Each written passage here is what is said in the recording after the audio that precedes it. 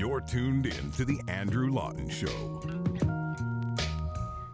Welcome back to the Andrew Lawton Show. You know, a lot of the time throughout the coronavirus pandemic, we've been so responsive to the breaking news that we haven't really had a chance to take a step back and look at the big picture and some of the major narratives that we've seen here. Well, a new book does exactly that, looking at some of the domestic and global political narratives that have emerged here and really painting a picture that I think is a very important one. The book must be onto something because there are certain people, including Amazon, that initially didn't want you to be able to buy it. That is China Virus, How Justin Trudeau's Pro-Communist Ideology is Putting Canadians in Danger, written by our friend, Rebel Commander Ezra Levant, who joins us on the line now. Ezra, thanks for coming on, and congrats on the new book. My pleasure. You know, I was really scared for a bit there because we have published 7 books with Amazon before, both as ebooks and print books, so 14 titles.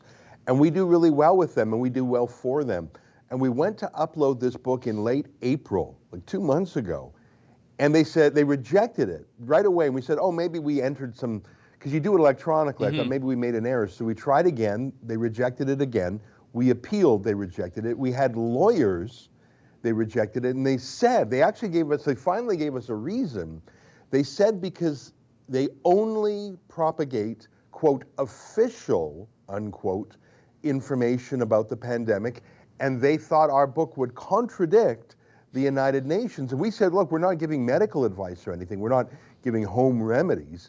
But they held the line, and for 2 months, Amazon refused to upload the book. They finally relented about a week ago, and the book immediately shot up the bestsellers list. It hit #1 on Kindle. It hit #2 in the whole country for paperbacks. So obviously people want the other side of the story. I just find it terrifying that Amazon, which has so many books and we rely on for so many things, was literally running interference for the United Nations. Not only, it wasn't even applying Canadian law. Like if they were to say, Ezra, your book is defamatory or hate speech or whatever, okay, that's the real thing maybe. But they were running errands for the UN. And I think that's part of the problem here. We criticize the UN and the World Health Organization. And as you mentioned, my subtitle is Justin Trudeau's support for pro-communist ideas. I mean, I'm not saying that Trudeau himself is a communist, but he sure seems to love them, whether it's Cuba or China. And I think we're at real risk from China. We don't have a lot of ties with Cuba. People go there for a vacation. But with China, we have tremendous political and economic and diplomatic ties. I think that's the real China virus. Thank God the pandemic is almost over. If you look at the number of people dying, it hasn't been this low since March.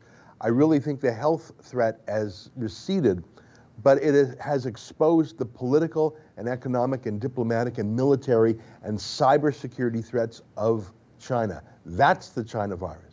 I wanted to ask you about the timing of this, because if this was something that you had initially submitted 2 months ago, do you think it was premature, or do you think that we were able to see all of the political narratives unfold then that haven't really changed now?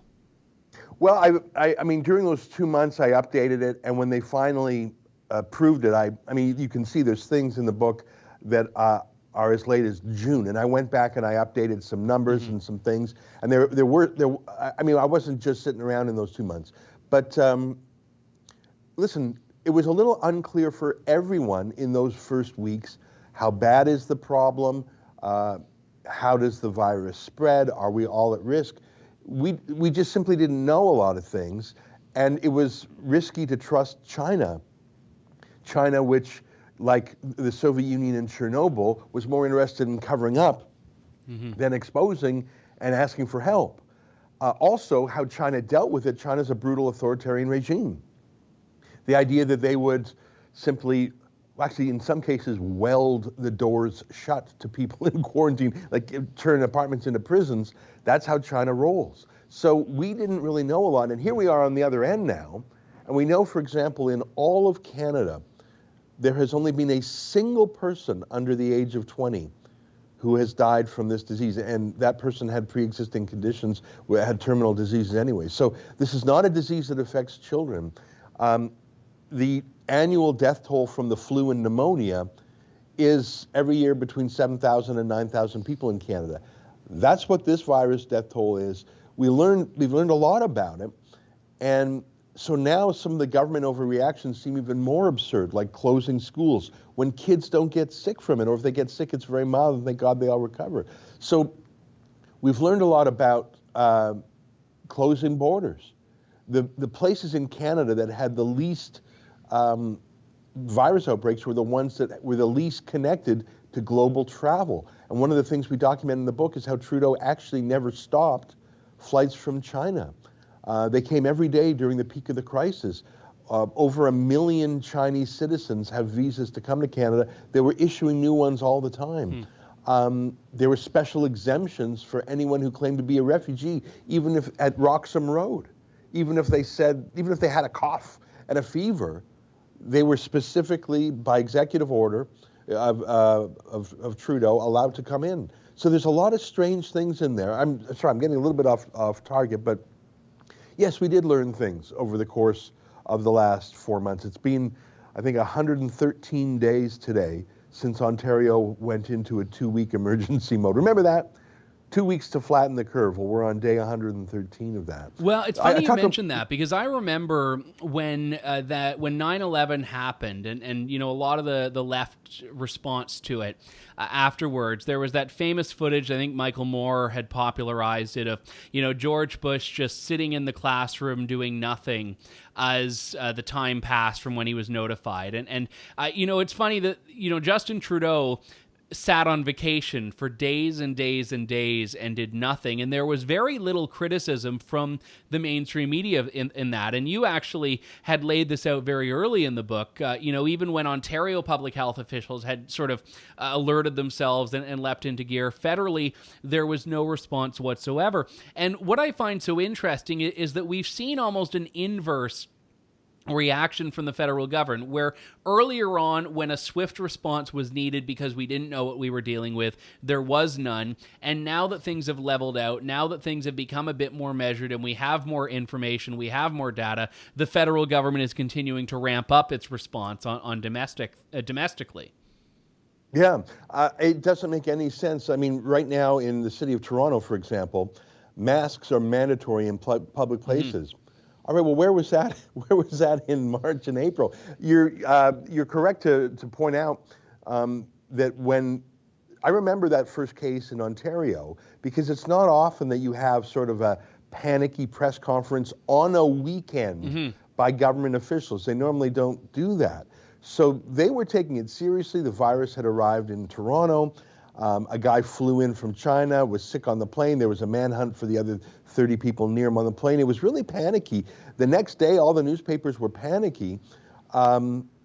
Trudeau was taking a personal day. I went back and I added up how many days Trudeau was away from Canada since he became PM. He loves to travel. He loves to take personal days. He takes long, long vacations. He had a 17-day vacation in Costa Rica. What was the last time you had a 17-day vacation? Then he got back to Canada. The virus broke. And a week and a half later, he left on another junket to Africa, where he was going to hand out foreign aid to try and get a UN vote. So in the period of time when the virus was arriving in Canada and starting to spread, when the airport, and Trump, by the way, 6 days later, Trump restricted flights from China. Trudeau waited 6 more weeks because he was busy flying around. He didn't want to make any tough decisions. He wasn't engaged in the news. Trudeau took more days off, more foreign trips, more vacations in the period of the virus arriving in Canada than at any other time in his 5.5 years as Prime Minister. Yeah, he was still campaigning for that UN Security Council seat. Yeah, and by the way, it was on that trip where he announced, on that campaign trip, where he announced he was giving our personal protective equipment stockpile to China. So he was thinking about the virus, but how can I give money to foreign countries? How can I give Chinese-made protective gear back to China? He wasn't thinking about Canada. And it's so strange. And you know, there's one more thing. There's a lot of things I cover in the book, and I hope we can talk about his ties to the Chinese Communist Party, because that's actually what I mean by China virus. But it's so odd how lackadaisical he is. He's been self-hiding, I call it, in Rideau Cottage. He just the other day announced he's not going to meet Trump and the Mexican president. They're having a face-to-face. Trudeau won't go. He just won't. He's become a hermit, a recluse. Really, the only time he left is to do the Black Lives Matter take a knee on Parliament Hill. He's the only world leader who's in hiding. I mean, he has no medical risk.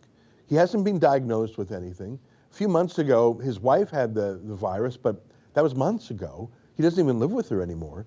I think he's mentally checked out, and he's childish. In the middle of this whole thing, when we're all in lockdown, he celebrates Earth Hour. And he says, hey, everybody, turn off your lights and your power. Yeah, we've been under house arrest, mate. We've been living the Earth Hour lifestyle, shutting down the economy. Like he's a child in an age where we need men, and it's not changing. And the media is so submissive. I've never seen anything like. Do you think if Donald Trump just went back to Trump Tower in New York City and ordered DoorDash all the time and came out once a day for some blah blah blah, do you think the media in America would accept that?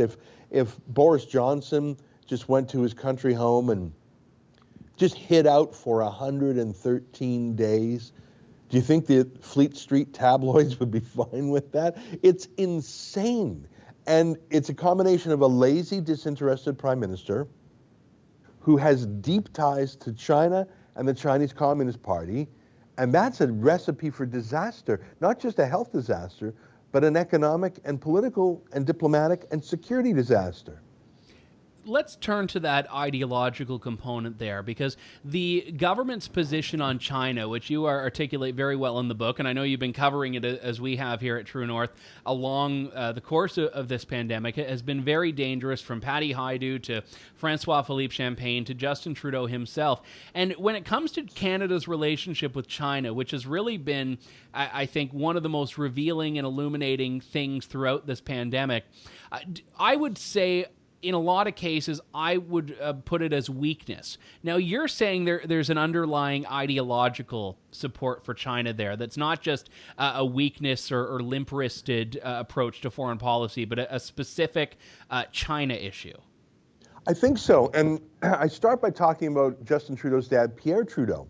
And remember, Pierre Trudeau, there was no tyrant he didn't love. He went to Cuba and canoed with Castro. He visited Castro repeatedly. He went to the Soviet Union and said Soviet Siberia was the land of the future. Like, seriously. Pierre Trudeau went to China even before he was prime minister to celebrate Mao's revolution. So Pierre Trudeau was very pro-communist, not just pro-China. Anyone can love China, the people, the culture, the history, the art, the architecture, the food, even the language is fascinating. There's so many wonderful things about China. It's like a world unto itself. I understand how someone could admire China. But remember when he was asked that day at that Liberal fundraiser, what country do you admire most? He said China, but he didn't say all the things I just listed that are wonderful about China. He said the most odious thing about it, which is, quote, its basic dictatorship. And so he's had that in him. And in the book, I quote his brother, Alexandre, otherwise known as Sacha Trudeau. His brother, Sacha, who was his foreign policy advisor during his leadership campaign, I should remind you. So he's not just a brother, he's a policy advisor, who, by the way, did propaganda films for the Islamic Republic of Iran. So again, his brother, there's no tyrant his brother didn't love. His brother wrote an insane obituary for Fidel Castro in the Toronto Star. It was creepy. Well, and then there's Trudeau's own, laudatory statement of Fidel Castro. Oh, yeah. But let me tell you one quick thing about Sacha Trudeau. So he was writing a little preface to a book or something about China. And then he said this in an interview. He said, well, it just grew into a chapter, and then it grew into a book. And he had this book about China called Barbarians, or The New Barbarians, or something. He was saying that Westerners are the barbarians. China is the civilized society. And he published this book. Any publisher in the world would publish a book by a Trudeau for vanity reasons, for sales reasons. Any Canadian publisher would publish it in a second. But he deliberately chose to have his book about China published by the Chinese government, the Chinese dictatorship. And it's obvious why. He loves working with dictatorships like he did with the Islamic Republic of Iran. He is a pro-China propagandist. The whole book was an apology for communist China. And he specifically said he gave this book to his brother Justin right before Justin Trudeau went to China on the first visit. And obviously, it's solidifying the Trudeau family view that China and its dictatorship is noble, in fact, in some ways more noble than we are. So it's pervasive in his family and in his senior staff. In my book, I argue that Peter Harder, who was the head of a major China lobby group in Canada, he was put in the Senate by Trudeau, but more important than that, he was in charge of the transition from Stephen Harper to the Trudeau government after Trudeau won in 2015.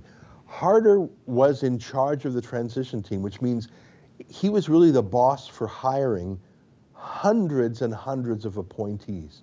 So you could say it was the most important job because other than choosing the cabinet, you're choosing every single official, every top official. So he put in pro-China activists salted throughout the entire government.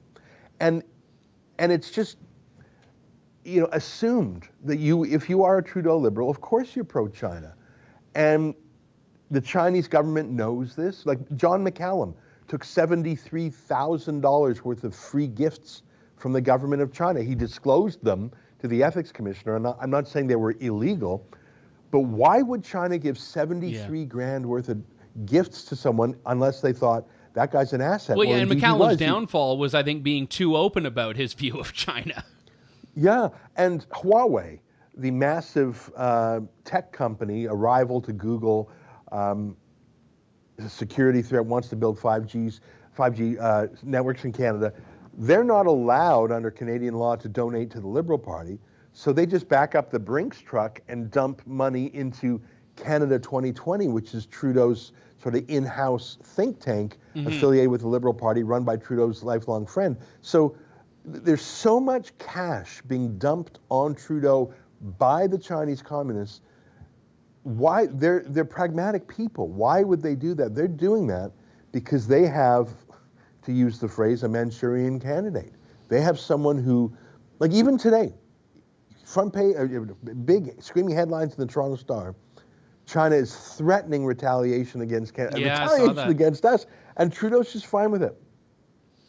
Yeah, and you know what? For all that the Canadian mainstream media was, carrying U.S. congressional hearings live and talking about Trump and Russia, Trump and Russia, Trump and Russia, there's very little coverage of the mainstream Canadian media when it comes to Trudeau and China. So I think it's an important book, China Virus, How Justin Trudeau's Pro-Communist Ideology is Putting Canadians in Danger. Author Ezra Levant of The Rebel joining us now. Ezra, where can people pick up a copy? Well, thank you for asking. You can get it on Amazon, or we have a little website called ChinaVirusBook.com with the Amazon links there. Pretty easy to find. It's on the bestseller list, I'm pleased to say, which tells me people want to hear the other side of the story. They want to hear these other things, and I'm grateful to you for giving me a bit of a platform that Amazon denied me for 2 months. And you've got a 5-star rating on Amazon already, so let's hope we can keep you on that bestseller list. Ezra, always a pleasure. Thanks for coming on. Thanks, my friend. Bye-bye. Thanks for listening to The Andrew Lawton Show. Support the program by donating to True North at www.tnc.news.